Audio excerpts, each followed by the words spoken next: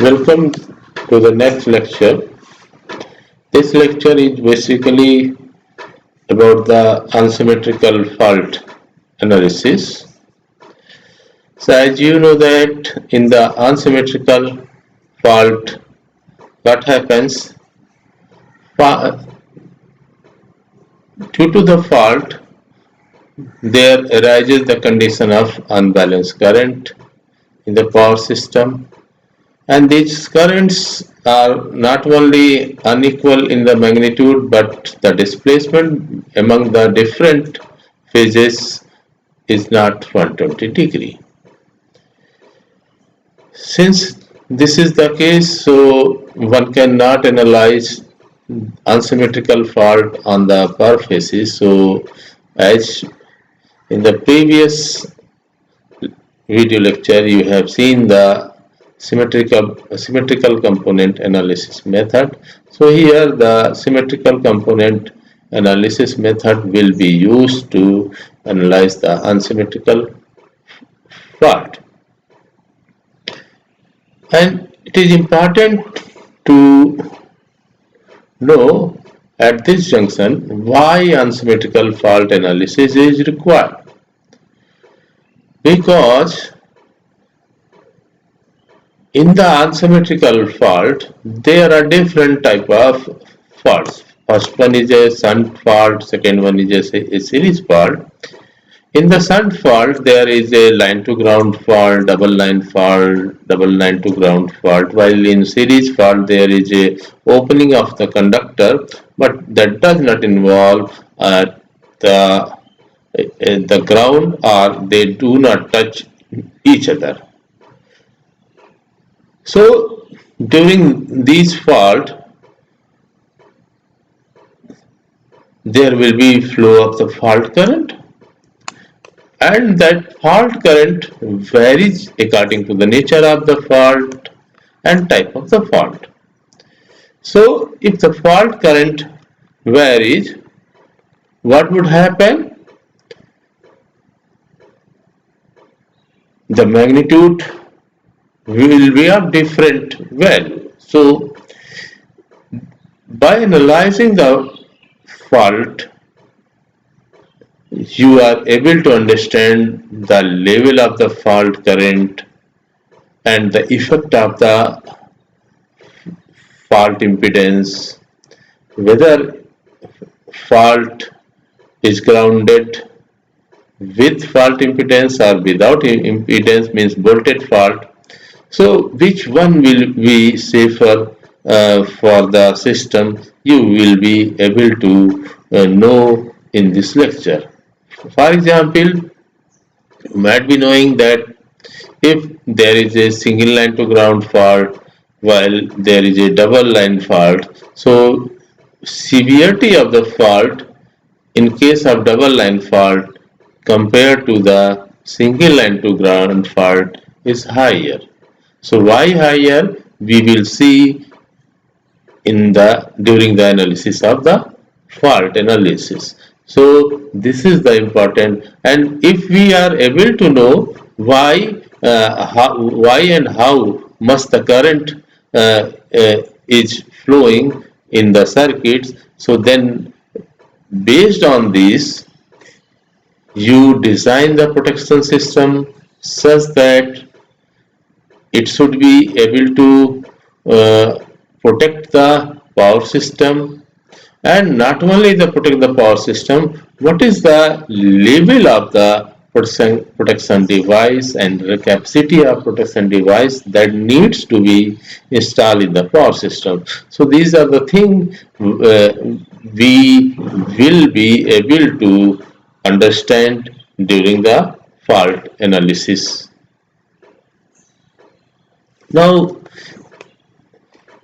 there is a general procedure for the symmetrical fault analysis. Here you can see the general power system diagram in which three lines are shown. If the fault occurs at say point F, if it is a fault point F, and at this fault point there is a flow of the currents these flow of currents are basically fault current, IA, IB and IC, and in this case power system is assumed to be at a no load, and voltage between this ground and these faults are VA, VB and VC. So this is the general power system diagram at the fault that has been shown at the fault. Now, as I said, the system is at a no load. So for a synchronous machines which are identical, the positive sequence voltage will be same. So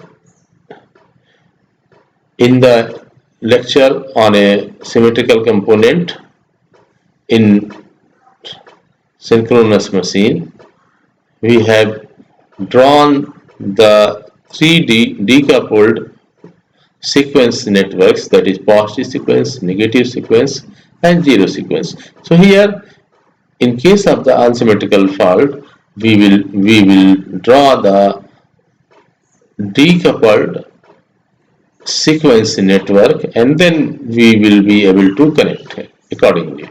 So first step here, it has been shown, draw the positive and zero sequence network of the system under fault condition. Then identify the boundary condition in different cases of fault, then transformation to symmetrical component, and finally interconnection of these sequence network and their solution. So here positive sequence network, you can see you have drawn that voltage EA behind Z1 and there is a flow of current IA1 and the terminal voltage at the synchronous machine, it is VA1. So positive sequence voltage VA1 will be equal to EA minus Z1 into I1. So there is a drop in this positive sequence impedance and then one can get the terminal voltage, means positive sequence voltage. Similarly, negative sequence network is done. This is reference, with reference the voltage is V2 and as negative sequence cannot develop the induced EMF, so it is simply represented by negative sequence impedance and the current flowing through it IA2, the negative sequence current, and terminal voltage V2. So that since the direction is opposite to the, so that will be minus IA2 into Z2. While zero is similar to that, there will be zero sequence network. Here Z0 is a zero sequence impedance, IA0 zero sequence current, and at the terminal voltage at the terminal VA0. So this is VA0 in this case will be equal to product of zero sequence current and IA0 with sign negative. Now coming to the line to ground fault. So in this case, one of the line gets grounded and that grounding may be with the fault impedance or without fault impedance. If it is without fault impedance, here the ZF is a fault impedance has been considered. If there is a no fault impedance, means voltage fault, so in that case ZF will be 0. So in this diagram you can see there is a fault on phase A while the phase B and C are okay. So here in this case the fault will be flowing through the ZF. If ZF is not present, then you can consider it is a 0. So fault current will be equal to IA. While for the other two phases, IB will be 0, means for the phase B, and IC will be 0 for the phase C because it is not grounded. The line is considered to be at no load. Now, so boundary condition for this line to ground fault is as I have shown in the diagram, IB equal to IC equal to 0. While the voltage at a terminal fault point VA will be ZF into IA, where ZF is uh, fault impedance. So this can be transformed in a sequence component. So because IA, IB and IA are phase current, and this can be converted into the sequence currents, means positive sequence current, negative sequence current and zero sequence current.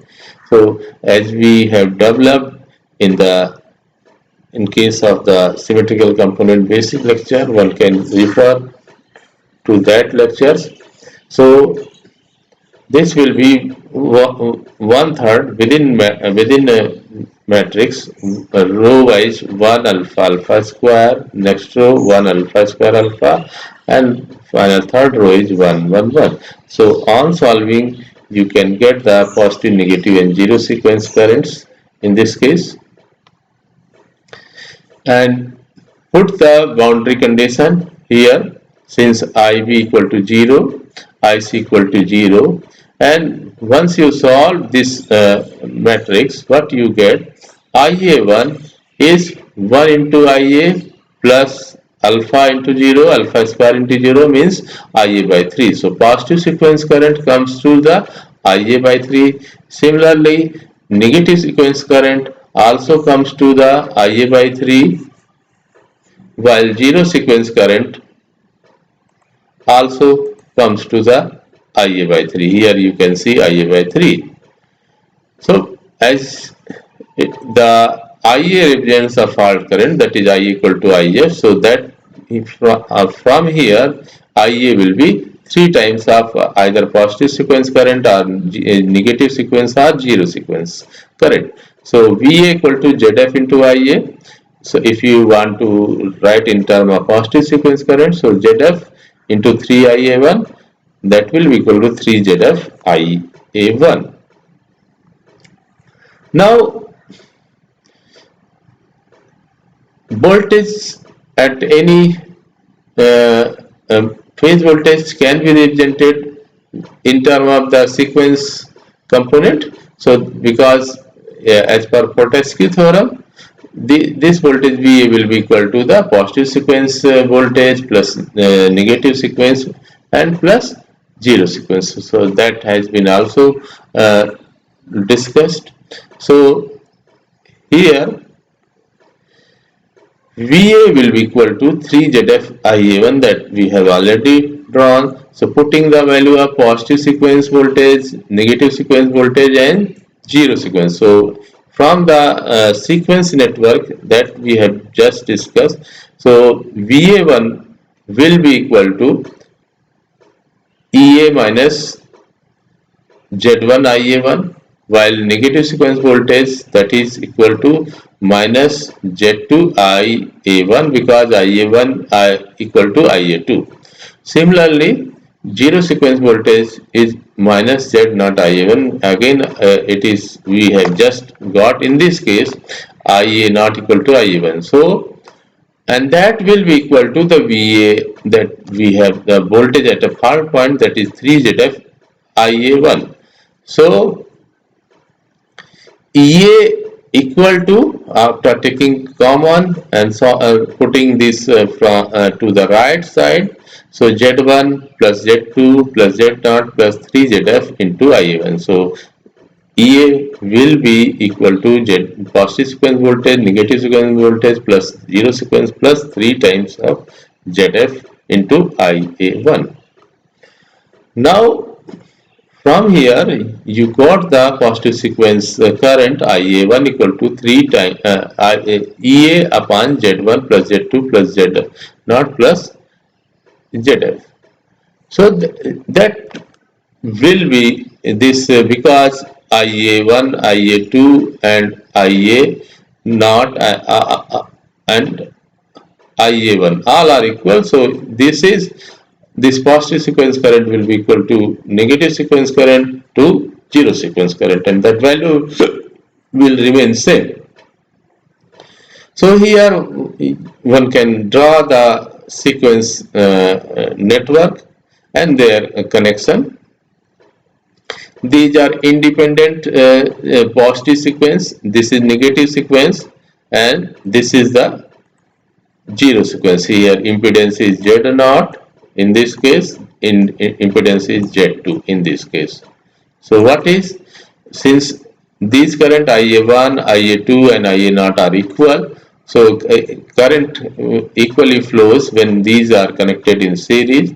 And another equation suggests that VA equal to VA1 plus VA2 plus VA3. So these are connected in series, you will get the VA. So this is the voltage across the fault. So that these two equations suggest that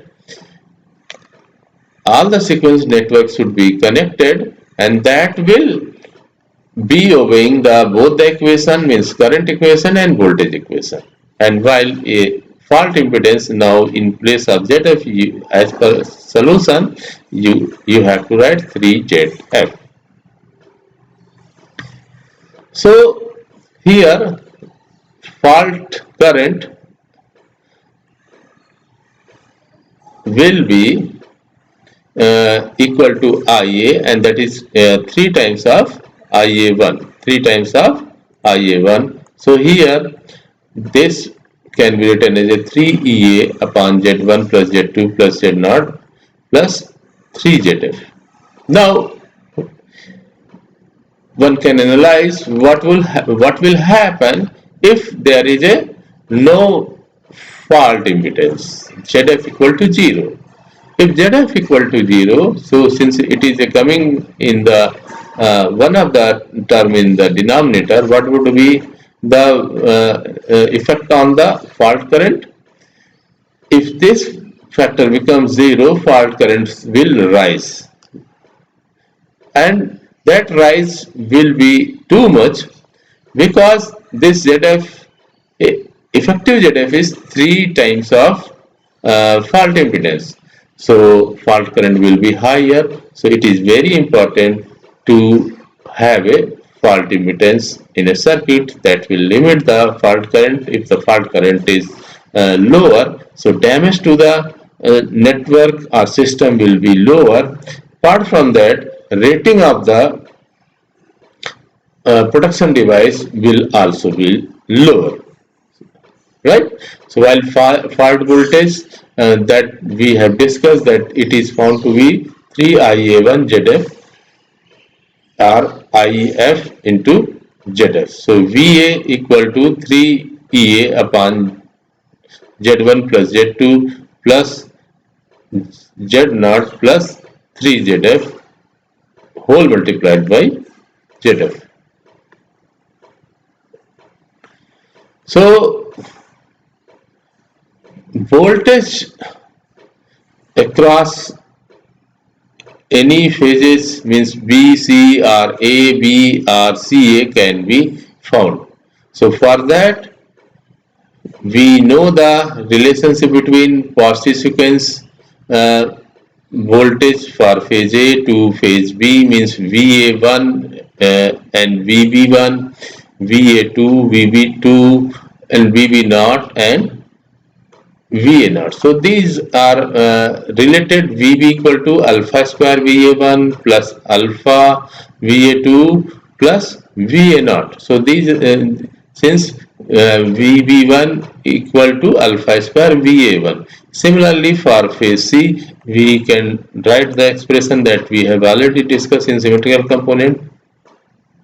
Now if we know the VA and VB, so we will be able to get the line voltages VAB, VBC and VCA, that is VCA is equal to VC minus VA, VBC equal to VB minus VC and VA equal to VA minus VB. Now next fault is double line fault. What happens? Any two fault gets short circuited. Here it has been considered it is getting short circuited with the fault impedance ZF. So what happens? In the phase B and C there is a short circuiting through the fault impedance, while VA is okay. So here then means IA will be 0, while IB will be equal and opposite to the IC, while VB in this case will be equal to ZF into IB plus VC. So relationship between this VB and VC, here one can see that ZF into IB plus VC, or if we are considering IC, so ZF into IC plus VB. So that can also be used. Here the boundary condition as line is since all the line is considered to be unloaded, so and there is no fault on a phase A, so IA will be 0, while for the current for the phases B and C, so current in this will be equal and opposite, while the relationship between the voltage across the phase B and C, and that we have already defined VB minus VC equal to ZF into IB. So fault current in this case has been considered IF equal to IB. So on transformation, here current transformation again using the symmetrical component and put the value of the boundary condition here, IA equal to 0, IB equal to is a fault current, that is IB, while in place of IC one can write minus IB since equal and opposite, so in minus IB, and on solving you will get the positive sequence current and negative sequence current. Here positive sequence current equal to IA1, one can solve it 1/3, this one multiplied with 0 means alpha into IB plus alpha square, minus alpha square into ICR, you can get alpha minus alpha square whole multiplied by IB divided by 3, while negative sequence current equal to alpha square minus alpha into IB by 3, or here it has been considered IA2 negative sequence current minus, so that can be simply written like this. So we already know the value of alpha and alpha square, so where alpha is equal to minus 0.5 plus j root 3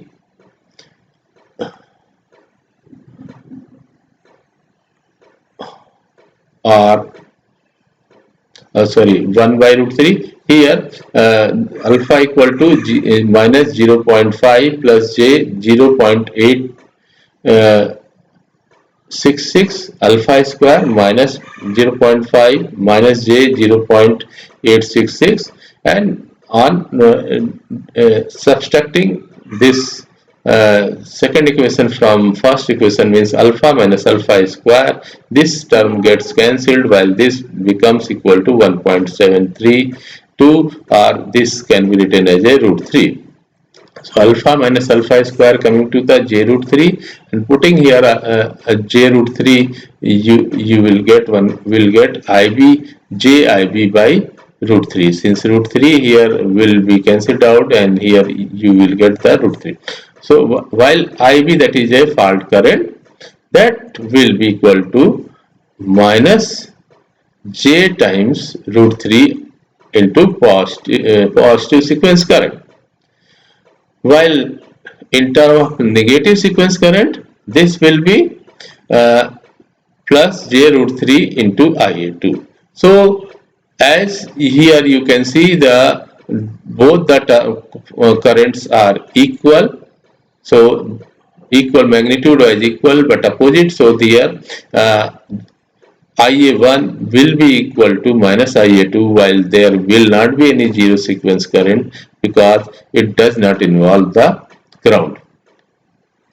While symmetrical voltage in terms of symmetrical component is in terms of phase voltages, we want to know what is the value of symmetrical component voltage VA1, VA2 and VA0, and put the boundary condition here. In place of VC, one can write VB minus ZF into IB, and on solving VA1, one can get, this is 1/3 VA multiplied by 1 plus alpha VB plus alpha square within bracket VB minus ZF into IB. Similarly, VA2 will be 1/3 VA plus alpha square VB plus alpha VB minus ZF into IB. So here it has been solved. So that comes to 3VA1 within the bracket VA plus alpha square into VB minus alpha square ZF into IB. Similarly, the negative sequence voltage terms, that is 3VA2 equal to VA plus alpha within bracket alpha plus alpha square VB minus alpha ZF into IB. So now subtract the equation number 4 from third. What you got? You got it is coming to the J times root 3 ZF into IB, and put the value of IB that we have derived, that is coming to the minus J IA1 into root 3. So here after multiplication of these two terms, we get 3 ZF into IA1. So here 3 and 3 gets cancelled. So VA1 minus VA2 equal to ZF into IA1. Now, what is to be thought here? IA1 is equal and opposite to the IA2, means these two currents flow opposite to each other. Another thing is that since this fault does not involve the ground, so the ground zero sequence current will be 0, IA naught will be 0. And next thing is that to be considered, so VA1 will be equal to VA2 plus ZF into IA1. So here it suggests that these two networks, since zero sequence network will be absent because of IA not being a 0, so there will not be zero sequence voltage. So these two network means positive sequence and negative sequence will be connected in parallel to each other, so that the mathematical expression criteria will be met. IA1 equal to minus IA2, while VA1 will be equal to VA2 plus ZF into IA1. Now the fault current IF or IB, here you obtain putting the IA1 equal to 3 IA1 equal to EA by Z1 plus Z2 plus ZF. From here you can get IA1 equal to, for this case, IA1 equal to EA divided by Z1 plus Z2 plus ZF from this circuit. So here again you see that in this case also ZF plays a role, but the role in the double line fault it gets minimized. So that's why here in this case you will find that fault current will be higher than the single line to ground fault, because effective impedance in this case remains only ZF, while in case of a line to ground it becomes 3 times of ZF. So in this case fault current will be higher. This is the reason why fault currents for the double line fault is higher. Now sequence voltage that we have already used during the sequence networks, means VA1 equal to EA minus IA1 Z1, VA2 equal to minus IA2 into Z2, while zero sequence current is not flowing, so VA naught will be 0 in this case. So these are well known expression in term of the sequence voltages, so that one can get V equal to VA1 plus VA2 plus VA naught. Similarly, VB equal to V1 plus VB2 plus VB naught, but we know the relationship between VA1 and VB1. So here in place of VB1, one can write alpha square VA1, VB2 can be replaced by alpha VA2, and these two are equal, means VA naught equal to VB naught, so VB naught can be replaced by VA naught. Similarly for phase C. So in this way, what we can conclude, if there is a fault happens in the line, definitely there will be unsymmetrical current, and that magnitude will depend upon the type of the fault, the point where it happens, means near to the generator or in a line far away from the generator. So impedance of the system also plays the role, and these impedance are has been represented by positive negative zero sequence that can be independently drawn. So that is the beauty of the symmetrical component.